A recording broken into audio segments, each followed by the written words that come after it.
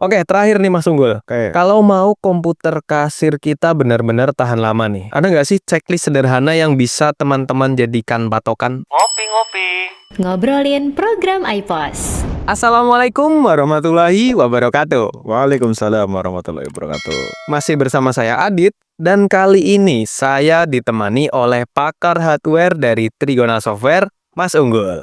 Tema kali ini menurut saya penting banget untuk kelancaran bisnis teman-teman Trigonal nih Mas Unggul, yaitu tips komputer kasir anti drama di toko.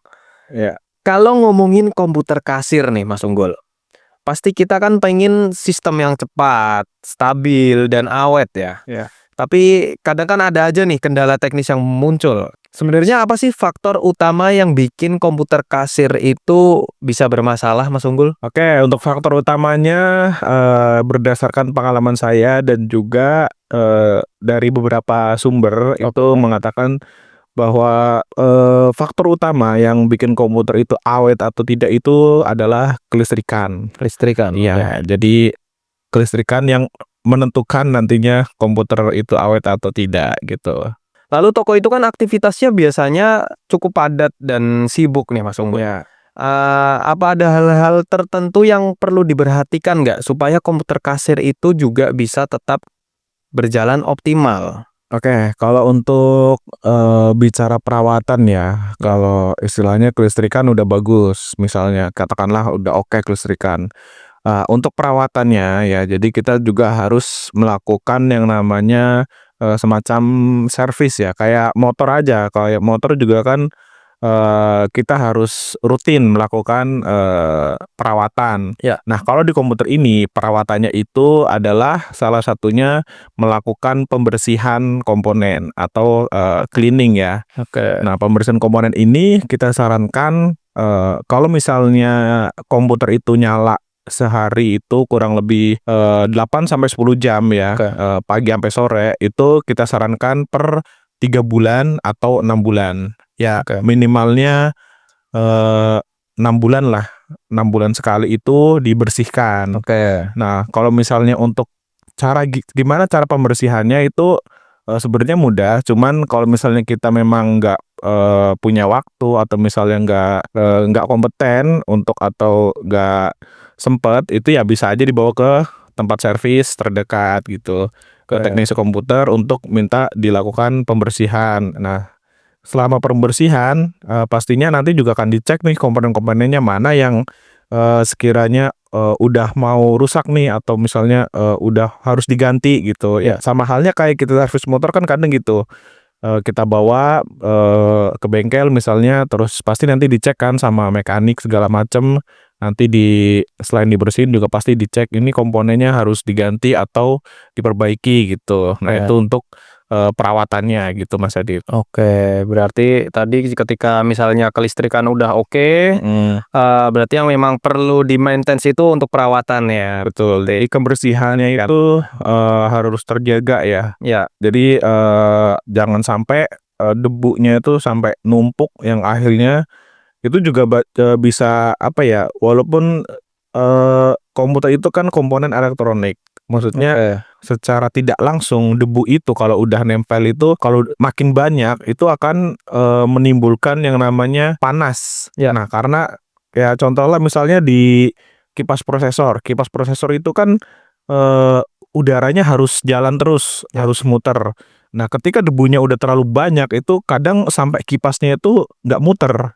Nah, akhirnya apa? Prosesornya overheat. Prosesor overheat ya kemungkinan terburuknya adalah prosesornya mati atau konslet terbakar dan sebagainya kayak Rusak gitu. ya, Iya. oke. Berarti tadi emang yang perlu diperhatikan itu juga perawatan ya, perawatan visual. Tadi misalnya Mas Unggul, ketika perawatannya memang sudah oke, kita kembali lagi ke kelistrikan nih tadi nih. Betul. Nah, sebenarnya penyebab kelistrikan tidak stabil itu kan dari sumber utamanya itu kan sebenarnya dari rumah itu sendiri, dari PLN ya mungkin bisa dibilang ya, Mas. Nah, itu gimana tuh cara agar kita itu bisa apa ya, menstabilkan listrik gitu, agar komputer juga bisa lebih awet gitu? Itu dia. Nah, kita kan sebenarnya nggak tahu nih kelistrikan di rumah kita tuh sebetulnya sestabil apa sih gitu kan. Ya. apakah naik, apakah turun. Nah, itu bisa diukur dengan alat khusus sebenarnya, alat tertentu lah. Nah, cuma kan bagi sebagian orang mungkin nggak punya alatnya atau bahkan nggak ngerti cara pakainya gitu. Iya. Cara paling gampang adalah pastikan kita menggunakan kabel yang berkualitas. Oke. Jadi kalau misalnya mau kita colokin itu komputer, pastikan kabel yang kita gunakan itu stop kontaknya ya, maksudnya stop kontak yang kita gunakan itu harus sesuai dengan standar ya, SNI. Nah, komputer ini dia di kabel powernya itu ada 3 ya. Jadi nggak kayak perangkat elektronik lainnya yang biasa itu hanya ada 2 kabel. Nah, komputer ini ada 3 kabel.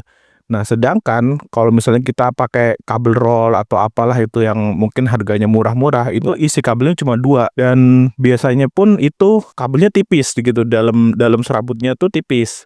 Nah, ini juga berbahaya ini kalau dipakai gitu. Oke. Karena komputer kan dayanya butuhnya lumayan gede ya, lumayan tinggi dan ya harus stabil gitu. Karena dia menyuplai ke komponen-komponen yang sensitif terhadap kelistrikan. Oke. Nah, jadi pastikan stop kontaknya itu harus sesuai SNI, kabelnya juga usahakan pakai yang isi 3 karena yang satunya itu berfungsi sebagai grounding. Oke. Untuk menghindari yang namanya kesetrum ya. Kadang kalau kita pegang casing itu kesetrum, nah berarti itu instalasi kabelnya itu belum ada groundingnya. Oke, kurang bagus berarti. Iya, Jadi casingnya nyetrum gitu. Iya, kalau padahal harusnya nggak nyetrum itu, walaupun kondisi nyala kita pegang casing itu harusnya nggak nyetrum. Oke. Nah, selain itu yang harus kita lakukan adalah bisa menggunakan UPS. Jadi setelah kabelnya kita udah pakai yang berkualitas, colokannya juga, selanjutnya kita bisa pasang UPS. Nah, fungsi UPS itu apa nih Mas Unggul? Sebelumnya kan kita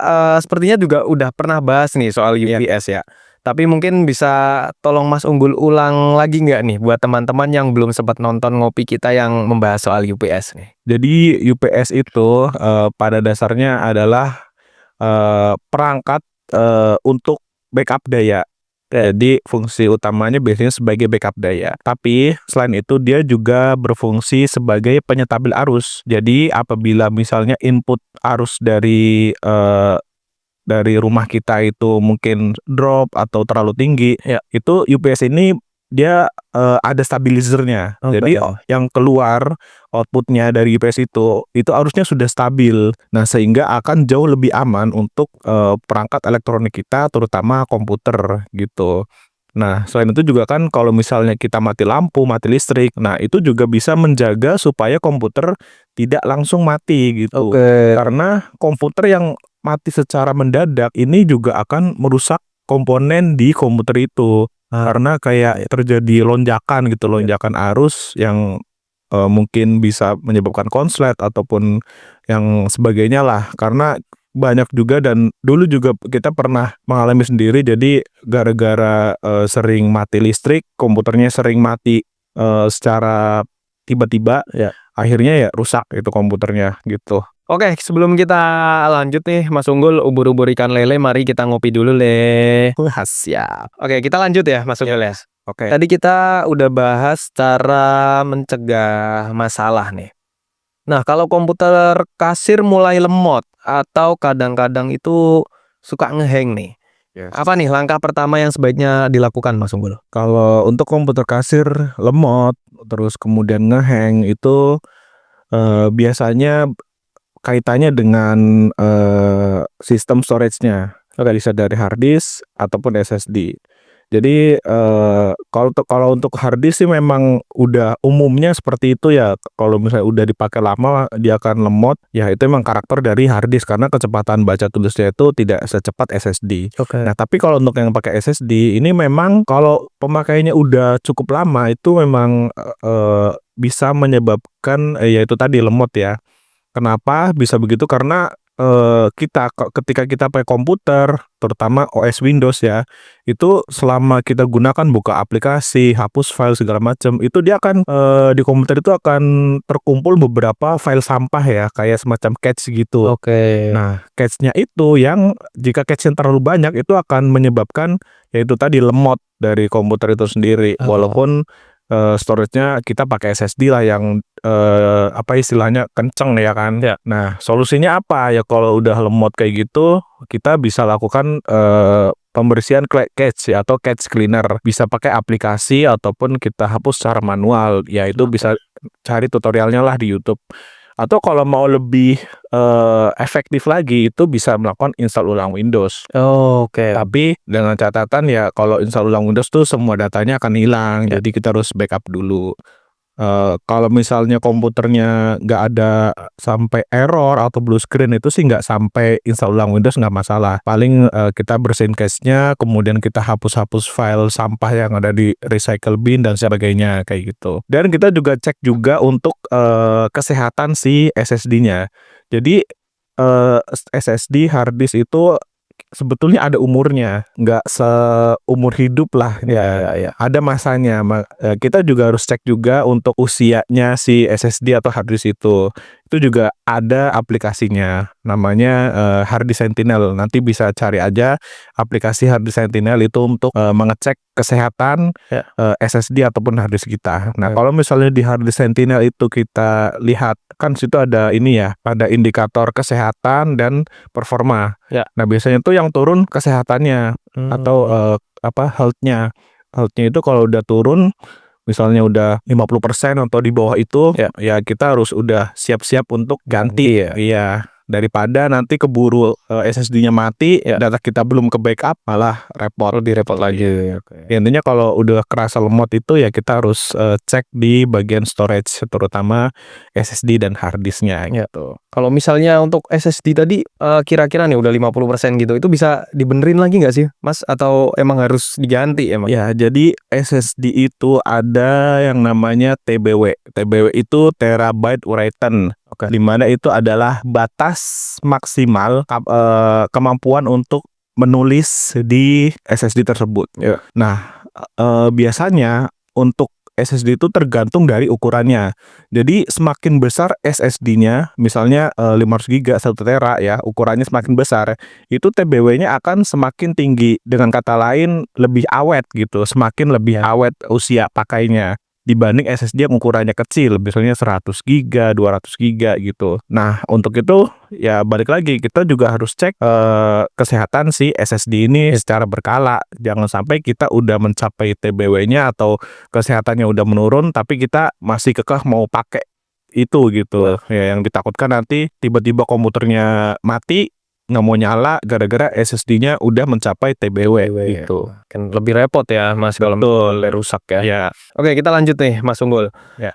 Betul nggak sih, Mas, kalau update aplikasi itu salah satu penyebab komputer jadi error atau lemot? Dan sebenarnya tuh seberapa penting sih update aplikasi tuh? Nah, justru kalau saya sendiri lebih prefer untuk update.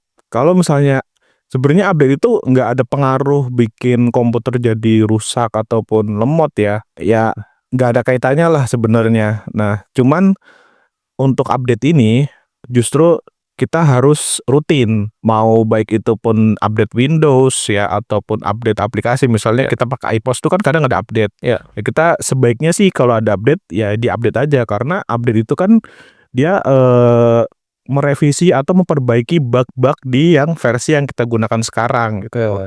Justru harusnya ketika setelah update itu yang tadinya mungkin error jadi tidak error gitu. Jadi itu biasanya programmer melakukan update itu ya ada alasannya gitu. Jadi bukan semata-mata buat apa ya, buat ngebebanin komputer kita, enggak gitu. Nah, tadi balik lagi yang bikin lemot itu sebetulnya bukan aplikasinya ataupun ininya, tapi lebih ke cache-nya, sisa-sisa sampah ya gitu. Oke, terakhir nih, Mas Unggul. Oke. Kalau mau komputer kasir kita benar-benar tahan lama nih, ada nggak sih checklist sederhana yang bisa teman-teman jadikan patokan? Ya, itu tadi yang sudah kita bahas sebelumnya. Jadi kita bikin semacam form atau apa gitu yang dimana tuh kita ada datanya gitu untuk melakukan perawatannya. Misalnya cek CPU, kemudian terutama bersihin debu-debunya ya. Pembersihan debu, kemudian pengecekan apa tadi? monitoring hard disk Ya. ataupun SSD, kemudian pembersihan cache di aplikasi gitu. Yaitu nanti bisa dibikin semacam daftar checklist yang bisa di aplikasikan secara mandiri. Terutama kalau misalnya tokonya itu operasionalnya cukup rame ya, yaitu jadi harus dipantau gitu. Jangan sampai nanti udah pakai sekian tahun nggak pernah dibersihin, nggak pernah diservis, nggak pernah dicek, tahu-tahu rusak, terus datanya nggak bisa diselamatin, ya kita yang rugi sendiri gitu. Oke, jadi buat teman-teman yang punya komputer kasir yang setiap hari dipakai dan penggunaannya cukup intens ya, mungkin bisa dijadwalkan nih untuk perawatan secara berkala agar komputernya bisa semakin awet dan tidak ada kendala-kendala seperti itu. Benar ya Mas Unggul ya? Ya. Oke. Oke, terima kasih atas waktunya di ngopi kali ini Mas Unggul. Ya, Dan terima kasih juga untuk teman-teman yang sudah bergabung di ngopi kali ini. Salam sukses. Wassalamualaikum warahmatullahi wabarakatuh.